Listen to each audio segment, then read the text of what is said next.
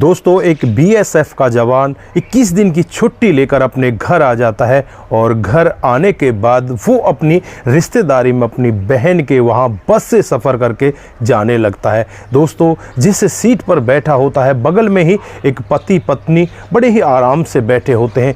तभी उस बस में थोड़ी देर बाद 4 लोग सवार हो जाते हैं और चारों के चारों यहाँ आने के बाद उन पति पत्नी पर हमला करने लगते हैं। जो बस के बाकी सदस्य होते हैं वो वहाँ से भाग जाते हैं। दोस्तों यहाँ पर फौजी जवान को बहुत ज़्यादा गुस्सा आता है और गुस्से में फौजी जवान जो यहाँ पर कदम उठाते हैं दोस्तों किसी ने कल्पना भी नहीं की थी। वो चारों के चारों बदमाश यहाँ से दुम दबाकर भाग जाते हैं और उसके बाद जो होता है आप भी अगर पूरी कहानी को डिटेल से सुनोगे तो एक बार आप भी सोचने के लिए मजबूर हो जाओगे। दोस्तों क्या था पूरा मामला, आइए जानते हैं। नमस्कार, जय हिंद। आप देख रहे हैं एपीएच न्यूज़ राहुल रावत के साथ। दोस्तों आज की जो हकीकत की घटना आप लोगों को बताने जा रहा हूं ये उत्तर प्रदेश के गोरखपुर की है। यहीं का रहने वाला राम सिंह जो बीएसएफ का जवान है जिसकी ड्यूटी जम्मू में होती है। दोस्तों सितंबर 2023 का वाकया होता है जब ये 21 दिन की छुट्टी लेकर अपने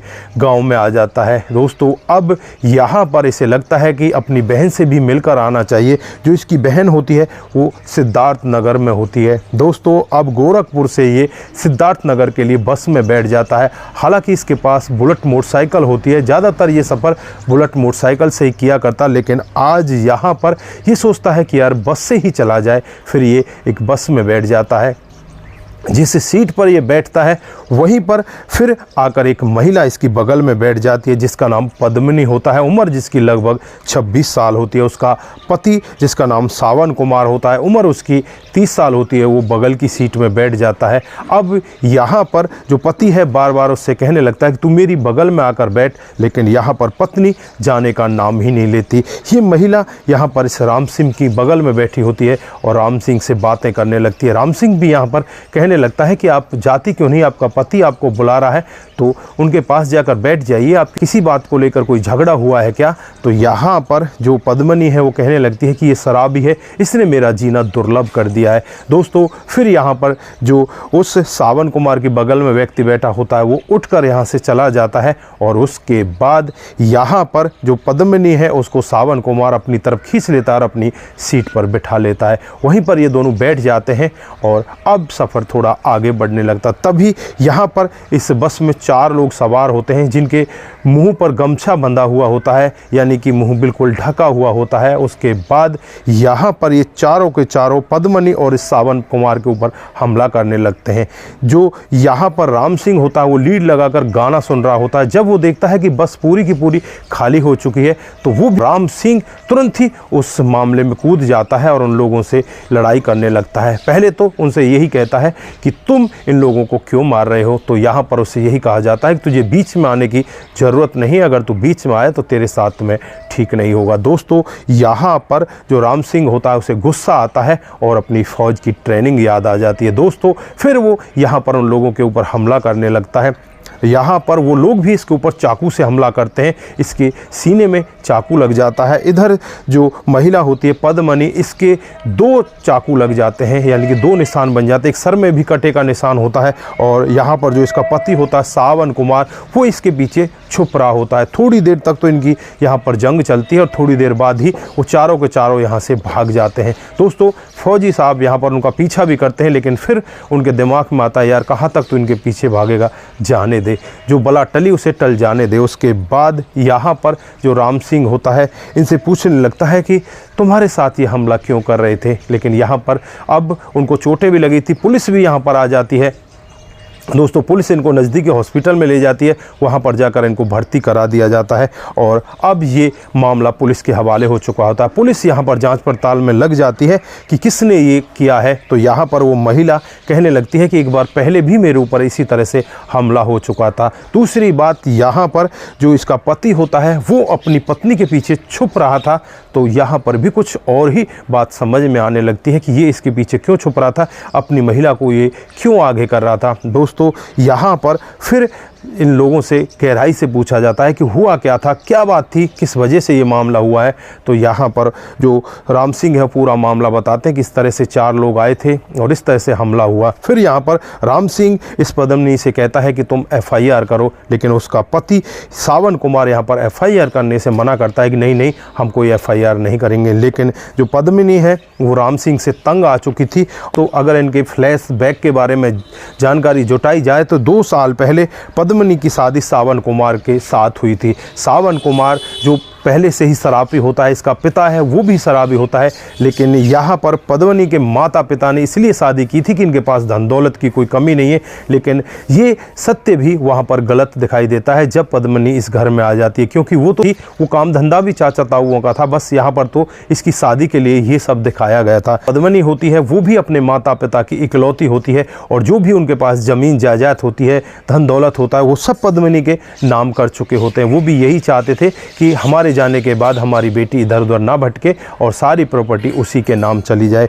अब यहाँ पर जो पति सावन कुमार है वो यही चाहता है कि पद्मिनी उस प्रॉपर्टी में से कुछ प्रॉपर्टी मेरे नाम कर दे, लेकिन पद्मिनी यहाँ पर ये सब नहीं करती। दोस्तों एक बार पहले भी पद्मिनी के ऊपर हमला होता है और आज फिर हमला हो जाता है, तो यहाँ पर शक की सुई घूमने लगती है। दोस्तों अब पुलिस यहाँ पर CCTV कैमरों को खंगालती है, तमाम तरह के आसपास के लोगों से बातचीत की जाती है। तो यहाँ पर एक व्यक्ति को गिरफ्तार कर लिया जाता है और 3 दिन के बाद 3 लोगों को और गिरफ्तार कर लिया जाता है।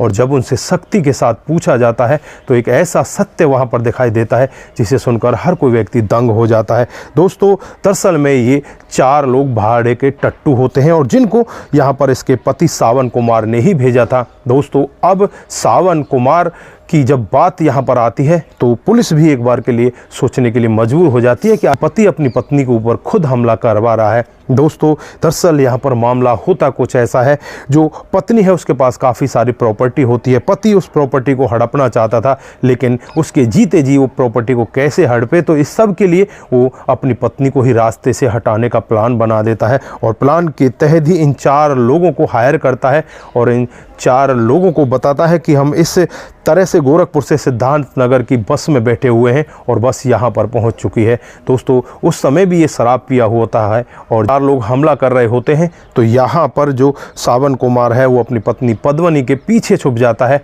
और फिर यहाँ पर वो छुपकर चुपचाप ये दृश्य देख रहा होता है। लेकिन यहाँ पर राम सिंह जो फौजी जवान होता है ये यहाँ पर इस महिला को बचा लेता है। दोस्तों आज यहाँ पर ये महिला बहुत खुश होती है और यहाँ पर राम सिंह के गले लग जाती है और कहने लगती है कि अगर तुम नहीं होते तो आज मैं नहीं बच पाती। यहाँ पर जो इसका पति होता है सावन कुमार वो जलने लगता है और पत्नी पद्मिनी से कहकर जाता है कुछ दिन का ही तो वाक्य है, कुछ दिन के बाद मैं जेल से छूट कर आऊँगा और तुम दोनों को नहीं छोड़ूंगा। दोस्तों यहाँ पर अब ये 5 लोग जेल के अंदर चले जाते हैं, जिसमें इसका पति सावन कुमार और 4 अन्य लोग होते हैं जो हमलावर होते हैं।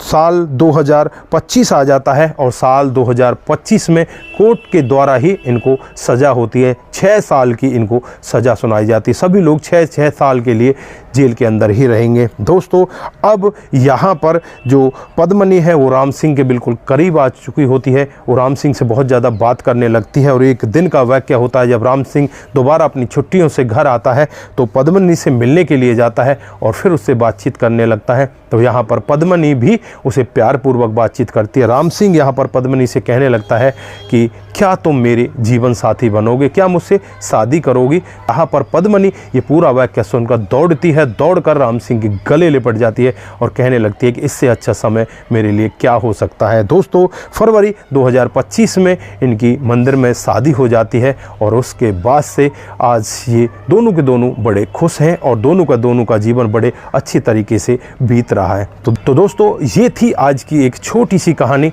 आप लोगों को कैसी लगी, यहाँ पर आप लोग क्या कहना चाहते हैं, क्या इन दोनों ने शादी करके सही किया या गलत किया, आपकी जो भी राय है एक बार कमेंट बॉक्स में ज़रूर दीजिएगा। दोस्तों आज के लिए बस इतना ही, फिर मिलते हैं किसी नए मोड के साथ। तब तक के लिए आप अपना ख्याल रखें, परिवार का ख्याल रखें, सतर्क रहें, सावधान रहें। दोस्तों जिन साथियों ने हमारे पिछले वीडियो पर कमेंट किए थे उनका नाम हम यहाँ पर बारी बारी से लेने वाले हैं।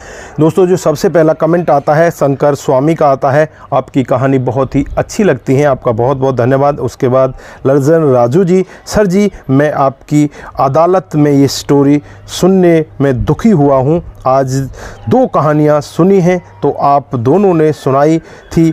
माता के नियर कोई विलेज की एक बच्चे को लॉटरी खेलने के लिए दादी का काम तमाम कर दिया। सर संडे ऑफ और दिन ख़राब हो गया सर जी, तो सॉरी।